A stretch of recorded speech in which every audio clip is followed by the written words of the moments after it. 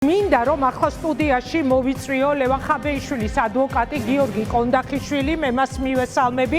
ძალიან დიდი მადლობა გიორგი, რომ ხარ ჩვენთან ერთად. მოგესალმებით, მადლობა თქვენ მოწვევისთვის. მადლობა თქვენ მონაწილეობისთვის. მინდა რომ ჯერ პირველ რიგში განმიმარტოთ, როდესაც თქვენ გააკეთეთ განცხადება, რომ რაციონალურთან მიახლოებული იყო მოსამართლის გადაწყვეტილება, რას გულისხმობდით 2 წლი და 6 თვით ციხეში, თუმცა ეს 2 წელი და 6 თვეც რატომ უნდა იჯდეს, რატომ უნდა მიესაჯათ, ესეც გაუგებარია მაშინ, როდესაც ის ყველამ ვიცით, რომ ეთერში გაკეთებული პოლიტიკური განცხადებების გამო ჩასვეს და მე მოგვიანებით თქვენთან ერთად მინდა ასევე გავიხსენო, რომ საერთოდ რაღაც ქრთამის დაპირების მიზეზი დაიჭირეს სინამდვილეში და დაიჭირა იმ ხალხმა, რომელიც უფასო ფულს პირდებოდა 2012-ში ქვეყანას. მადლობა კიდევ ერთხელ მოწვევისთვის, მივესალმებით თქვენს მაყურებელს.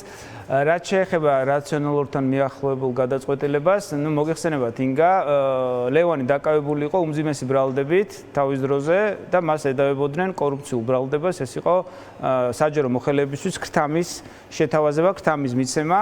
ეს იყო მისთვის ადამიანურადაც ყველაზე უფრო მტკივნეული აი ამ თვეების განმავლობაში და ამბობდა, რომ წარმოიდგინე მთელი ჩემი პოლიტიკური კარიერა შევწირე კორუფციასთან ბრძოლას, მთელი ჩემი მიმართულება იყო კორუფტირებულების წინააღმდეგ ბრძოლა და მე თვითონ ბრალდებად დამიდეს ეს აბსურდული ქრთამის მიცემა და საზოგადოებაში ესე იყო. გავრცელებული რომ ლევანი სთავაზობდა პოლიციის თანამშრომლებს ქრთამს და თავის ამ თვალსაზრისით საკმაოდ მძიმე ბრალდება გახდათ.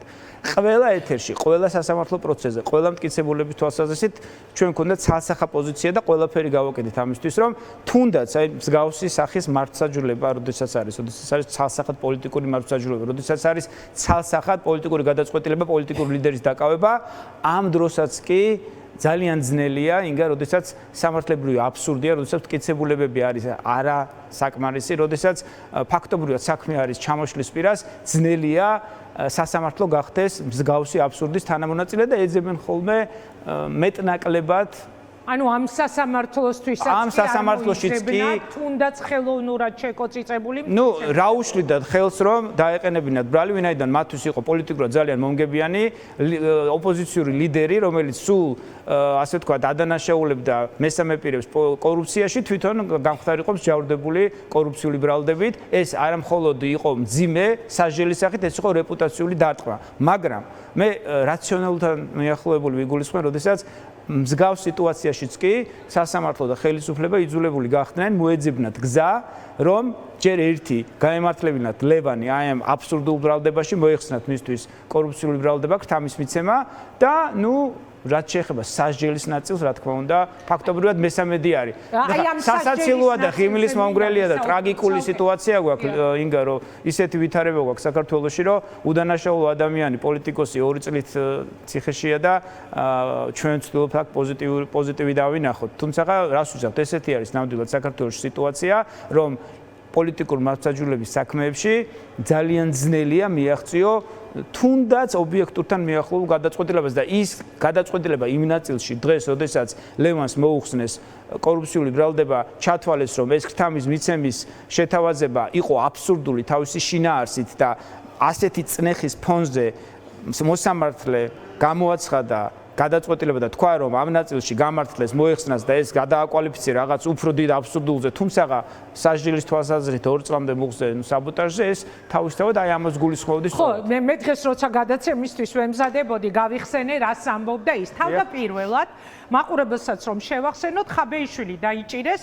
სწორედ გდდ-ს თანამშრომლებისთვის, როცა გააკეთა მან მოწოდება, ეს აღმოჩნდა დაჭერის მიზეზი და მან ვინც არ მიიღებდა ხალხის დარბევაში, წამებაში მონაწილეობას, ამ ხალხს უთხრა, რომ თითოეულს $200,000 სთავაზობდა დაპირებად, თუ არ ჩაერთვებოდნენ ისინი ადამიანების წამებაში. ანუ მთელი ეს პერიოდი, ვიდრე ხაბეიშვილის გადაწყვეტილება დღეს გამოცხადდებოდა, ჩვენ გვეუბნებოდნენ, რომ აი უდიდესი დანაშაული ქონდა ჩადენილი და ეს დანაშაული აღმოჩნდა, რომ აღარ არის დანაშაული. არც არასდროს არსებობდა. ეს იყო მოგონილი ბრალდება.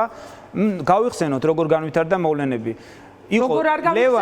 ლევან ხაბეიშვილი იყო ძალიან აქტიური, ლევან ხაბეიშვილი ასხივებდა გარკვეულ იმედს, როგორც ჩანს ეს შეაფასა პოლიტიკურმა ხელმძღვანელობამ, რომ გარკვეულ საფრთხეს წარმოადგენდა მათთვის, სასწრაფოდ მიიღეს გადაწყვეტილება ლევონის დაკავების და დაკავების შემდგომ, ფორს მაჟორში გადაწყვიტეს დაედოთ სამართლებრივი საფუძველი. იმდენად აბსურდული სამართლებრივი საფუძველი დაუდეს ქთამის შეთავაზების სახით, რომ შემდგომში 9 თვის თავზე ეს საქმე ჩამოინგრა. თქვენ სწორედ აღნიშნეთ, 9 თვე ლევანი იყო პატიმრობაში.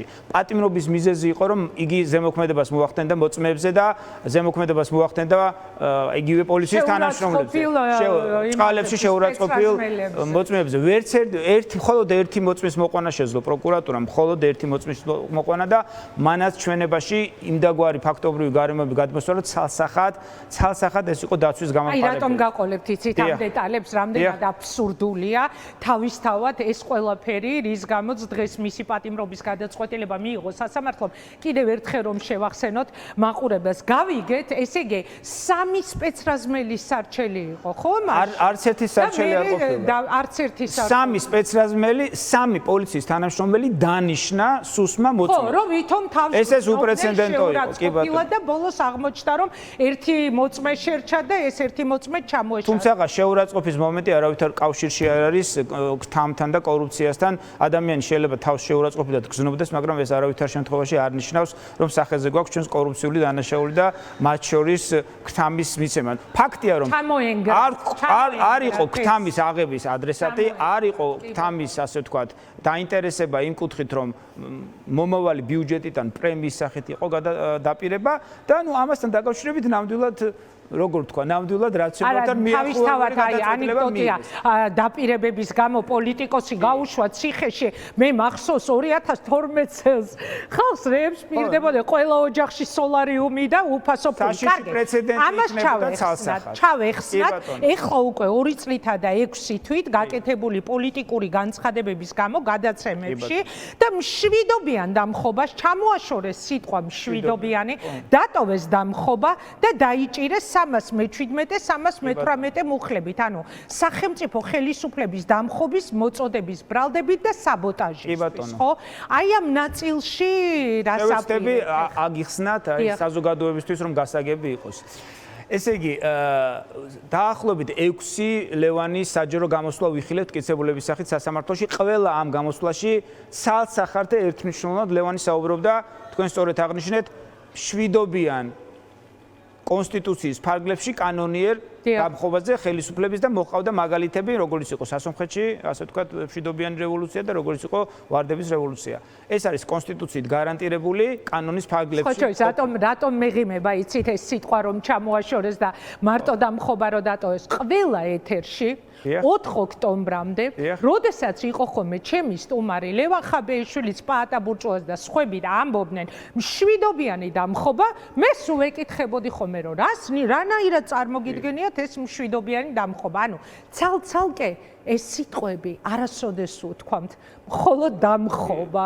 იყო მშვიდობიანი დამხობა. კი ბატონო და ჯერ ვერ გავიგეთ რა ჩამოაცილა მოსამართლემ. ერთადერთ დღეს საერთოდ განმარტება არ გაუკეთებია მოსამართლეს. მშრალად გამოაცხადა გადაწყვეტილება, არავითარი სამართლებრივი განმარტება არ გააკეთა, რატომ მიიღო, რატომ გაამართლა, რატომ გადააკვალიფიცირა და გავიდა დარბაზიდან. დაველოდებით განაჩენში რაზე იმშელებს. როდის იქნება ეს რა 5 დღის განმავლობაში უნდა ჩაგვარდეს მაქსიმუმ 14 დღე. ფაქტობრივად დღეს გვაქვს ესეთი მოცემულობა. ანუ ლევანი საუბრობდა ერთს და მოსამართლემ უნდა დაასაბუთოს, რომ იგი გულისხმობდა ძალადობრივს. გესმით? ანუ ესეც სამართლებრივი აბსურდია თავისთავად და რაც შეეხება საბოტაჟის მუხს, რაც თქვენ ახსენეთ, რომელზედაც გადაკვალიფიცირდა, საბოტაჟი თავში გულისხმობს, რომ განზრახი ქმედება უნდა იყოს, ანუ ლევანს უნდა ქონოდა განზრახვა, რომ მისი ამ საჯარო განცხადებებით ასუსტებდა სახელმწიფოს დასუსტების მიზნით. თუ პოლიციელებისადმი მოწოდება, რომ არ აწამოთ ხალხი, არ შეასრულოთ უკანონო დავალებები და ამისთვის თქვენ მომავალი ხელისუფლება დაგაჯილდოებთ ბიუჯეტიდან პრემიებით, ეს შეაფასა სასამართლომ როგორც სახელმწიფოს დასუსტების ცდელობა და საბოტაჟად, იმიტომ შეაფასა, ეს უკვე მორიგი სამართლებრივი აბსურდი იქნება, რაზედაც სააპელაციო ინსტანციაში ვიდავებთ. აპირებთ რომ გაასაჩივროთ დღევანდელი გადაწყვეტილება. ჩვენ აპრიორში გავასაჩივრებთ ამ გადაწყვეტილებას, იმიტომ რომ ლევანი თავისთავად არის უდანაშაულო პოლიტიკური პატიმარი, თუმცა კიდევ ერთხელ ვამბობ, ის რომ მას ბრალდება ყველაზე უფრო მძიმე ბრალდებაში, ქრთამის მიცემის ნაწილში, კორუფციულ ბრალდებაში ჩამოცილდა ესეც არის ერთგვარად გამარჯვების თვალსი ამ ნაწილში და მეორე მხრივ აი ამ აბსურდულ ბრალდების ნაწილში რაც დატოვა მოსამართლემ და ნუ რა თქმა უნდა ინგა ჩვენ ხომ არ გქონდა ილუზია არავის დღეს რომ აი ამ ფონზე გამამართლებელი სრულად გამამართლებელი განაჩენი იქნებოდა და 9 თვის თავზე გამოუშვებდნენ ლევანს და იტყოდნენ რომ უკანონო პატიმარი ყოლია 9 თვის განმავლობაში და ნუ ეს ხო ილუზია იყო ყველა ეთერში ვამბობდი მე რისი მოლოდინის მაქვს მე რისი ასე ვთქვათ პროგრამა მინიმუმიც მაქვს ამ საქმეში ეს არის რომ ლევანს უნდა მივახციოთ ლევანის კორუფციულ ბრალდებაში გამართლებას და ამას მივახციეთ. ეხლა რა мотиваციით მოხდა ეს? ვისი გადაწყვეტილებით მოხდა სასამართლოში რა? ხო როგორ ფიქრობთ? რა ედგა წინ სასამართლოს მიესაჯა 9-ზე? ამას ედგა. აი რამ გამოიწვია ლევან ხაბეიშვილის შემთხვევაში? რამ გამოიწვია და კიდევ ერთხელ ცალსახად ვამბობ. ჯერ ერთი ყოველთვის აქვს აზრი ბრძოლას და ყველა ინსტრუმენტის გამოყენებას, როგორც სამართლებრივის, ასევე სხვა ინსტრუმენტების. მეორე ძალიან ძნელია ინგა, იმიტომ რომ განაჩენი იწერება, აწეს ხელს კონკრეტული მოსამართლე. იმ განაჩენში არის დასაბუთება და როგორც მთლიანი პრაქტიკა უნდა გადმოტრიალებულიყო, სასამართლო პრაქტიკა საერთოდ მსგავსი არ არსებობს, არც შიდა ქვეყნის გარეთ. პრეცედენტი არ არსებობს, რომ პოლიტიკოსი საჯარო განცხადებები შეეფასებინა ვინმეს ქრთამის მიცემად. ასევე არ არსებობს პრეცედენტი, რომ ღიად საჯაროდ ქრთამი არსებობდეს, არ არსებობდეს ადრესატი და ქრთამის საზღაური იყოს ბიუჯეტიდან გადახდილი თანხა.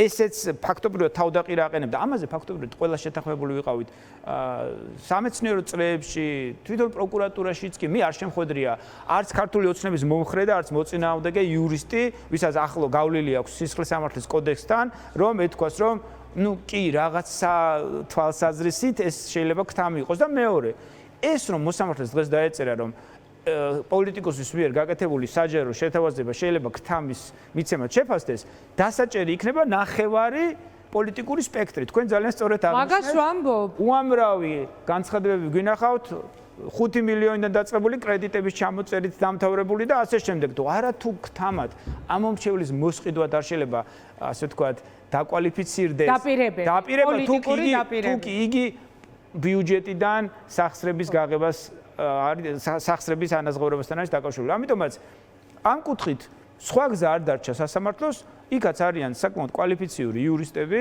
და ამიტომაც მიიღეს ეს გადაწყვეტილება რომ არ ყოფილიყო პოლიტიკური მდგენელი ამ საქმეში ინგა დარწმუნებული ვარ სრულად გამომართლებელი განაჩენი იქნებოდა. კი ბატონო და რამე ხომ არ დაგაბარათ ნახეთ ამ გადაწყვეტილების შემდეგ ლევანი განაჩენის წინათ იზოლაციიდან უკვე განაჩენი უკვე ჯავრდებულია ლევანი უკვე ჯავრდებულია და შესაბამისად ის აკრძალვის თემა მოიხსნება. მე წინა დღეს ნახე იყო საკმაოდ ხნედ, მეც ჩემი მხრიდან სრულად მხნეობა ასე ვთქვათ უთხარი რომ ლევან დარწმუნებული ვარ რომ აი ესე დამთავრდება და რაც უთხარი ზუსტად ის გამოცხადდა ნუ საჟილის ნაწილში და კიდევ ერთხელ ნუ მოსალოცი რა არის უკანონო ძის და ორწლიანი პატიმრობა შეეფარდა და დღეს წერილიც გამოაქვეყნა ჩემი კოლეგა იყო შესული და თქვენ მოგიკითხა და ძალიან მადლიერია თქვენიც და სხვა ტელევიზიებიც რომელიც აი ყურადღებას არ აკლებს და აშუქებთ ამბავებს ნუ რა უნდა გითხრათ ხნედ არის საკმაოდ ესეთი საბრძოლო განწყობაზე და არაფერი არ არის ეს რა. ეს არის პატიმრობა უამრავი ახალგაზრდას ციხეში, ამაზე ასე ვთქვათ აბსურდული ბრალდებებით და